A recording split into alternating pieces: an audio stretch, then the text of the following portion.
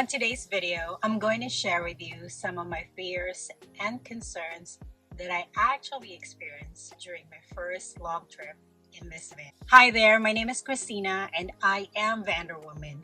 You all know that I built this van by only watching YouTube. And I love my van. It's a beautiful van. But on my first longest trip, I've discovered a few things that I really need to work on. So last week I traveled to Salt Lake and I stayed there for 4 days and 4 nights. When I made the decision to go, I actually decided that I will drive instead of fly so I could put my van to the test. So when we got to Utah, and by the way, I traveled with a friend slash business partner, and she had already made an arrangement for her to stay at a hotel room, and I was insistent and very intentional in staying in my van, sleeping here and doing all that kind of stuff. But she was able to pass me the parking privilege, so I was able to park in a hotel parking lot, and I felt pretty safe about it. So as soon as we got to Utah, I was pretty late. She checked in and I proceeded to get ready to go to bed, and I fell asleep right away. But sometime around 2:30 in the morning,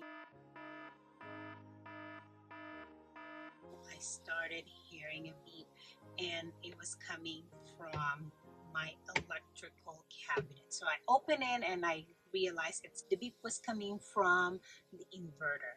So I just flipped a switch to turn it off, and I noticed that my refrigerator turned off. Aside from the max air fan that was on the ceiling, I also have a little fan that I had on to just get me more comfortable. Concerned me a little bit, but I was so exhausted, but the max fan was still going, so I went to bed again. So the next day when I woke up, I look at my solar charge controller and it was displaying E01. It wasn't the usual numbers that we show on the display, but instead it has the E01 code. I recognize it because I had that code happen to me about 3 weeks ago before that trip, and I was able to figure things out, and I wasn't too concerned because I was here at home. I was in town.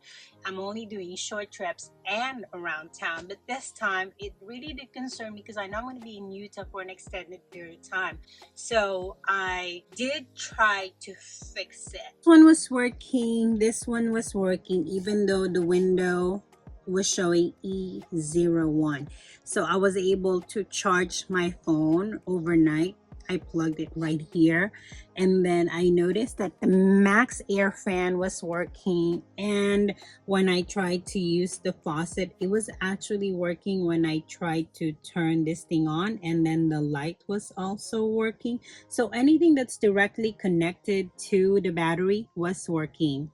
Everything that is connected through this extension cord was not working, and that was my fan, my refrigerator, and my little portable IKEA light. On my Vanter video, I actually have a couple of viewers called me out on my electrical cabinet and how it's messy and how it needs to be tucked in properly, and they're so right about it. So I know that that's something that I need to work on. While I wanted to figure out what was going on with my electrical system, but because it's a business trip and we were busy, we have so many schedules that we have to go to, I wasn't really able to figure it out much. So I ended up just putting all my perishables in my friend's refrigerator in her hotel room, and I still slept in the van. So now this is something that I know I need to work on, but kind of funny, as soon as I got here to San Diego, the next day I was trying to clean the van. I noticed everything was back to normal. So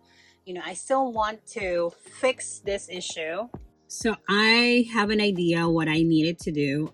First off, I know I need to shorten this cords, cut them shorter. That's also causing an issue, and there's a few things over there that I need to attach to the wall, put everything where they need to go, and just organize this better. I would not want to be in the same situation where I'm far away from home and my electrical system is acting up, especially because of the refrigerator where I keep food. I would not want to be in that same situation. The next one is not so much of a fear, but it was a concern, and that was the gas price. So here in San Diego, I've been using the E85 or the ethanol. So my van is flex fuel capable, so I can use either gasoline or the E85 or the ethanol, or I can combine both.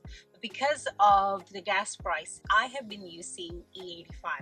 I did notice that it does burn faster than the usual gasoline, but given the price difference between the gasoline and the E85, it was still much more cost efficient for me to use the E85. So within California, I didn't have any problem finding the E85, but as soon as we were out of California, I usually look for gas prices on my Gas Buddy app, and I could not find E85 outside California. Maybe there is, but on my route going to Salt Lake, we couldn't find one. And that is something that it was a sticker shock, you know.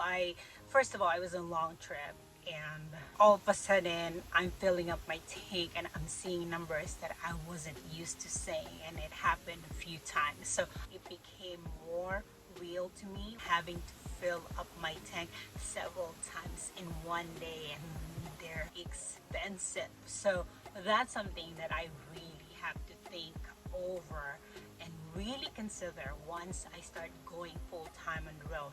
And having said that, I realize how important it is for me to know where we're going, because Google Map had sent me to a different direction that set us back over 3 hours, and that's 3 hours worth of gas that I should not have spent. So now my next thing that I've discovered during this long trip is the importance of me getting the paper map. I know AAA sells those books that actually shows you the map of the USA, where you can map out where you're going.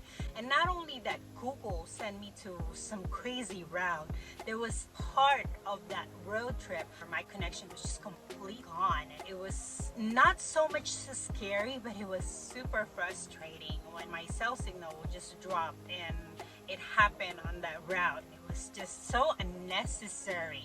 Another thing that I did notice is that I need to improve the system that I use to close the cabinets, because there was a few times when the door swung open.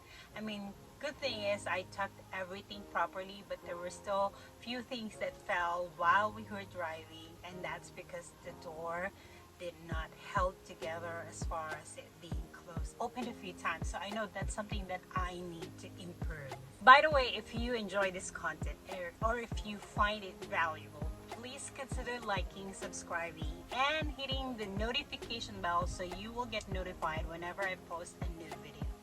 So another thing, I should know this already because I've seen this on YouTube, but I didn't pay much attention to it. But it's the ability for me to charge my gel battery while I'm driving. I was already having power issue, and then on the last day that we were in Utah, it was cloudy. I was comfortable sleeping in the van. I just kind of have to, have a lot less layer than usual with the Max Air fan. But that last night, when I noticed it was cloudy the whole day, I was really concerned. If the Max Air fan does not work, I will not be able to sleep in this van, and I'm gonna have to, knock in the middle of the night, wake up my friend so I can sleep in her hotel room. But it's something that I know now I needed to address, so that's one of the very first thing that I needed to add. Aside from those things that I've experienced, the whole trip was actually a success. I would consider I was able to see some old friends that I have not seen in a couple of years. The business trip itself, I got what I was looking for and more.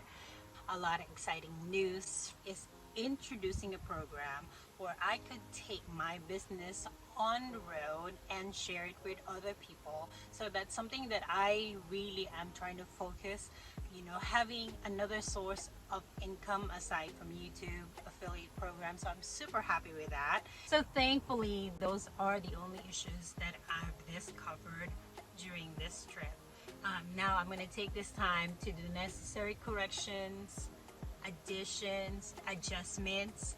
So on my next road trip, it'll be more pleasurable and more enjoyable. For now, what I would say is that I enjoyed the road trip so much. I know I've only seen a fraction of Arizona, California, and Utah. I had to drive home because of commitments, and it just left me wanting to see more. So that's the feeling that I was hoping to get. So that's another thing that I was hoping to get out of this trip, is that validation that I really do like doing this, and I do know for a fact that I did. Thank you for watching, and I'll see you on my next video.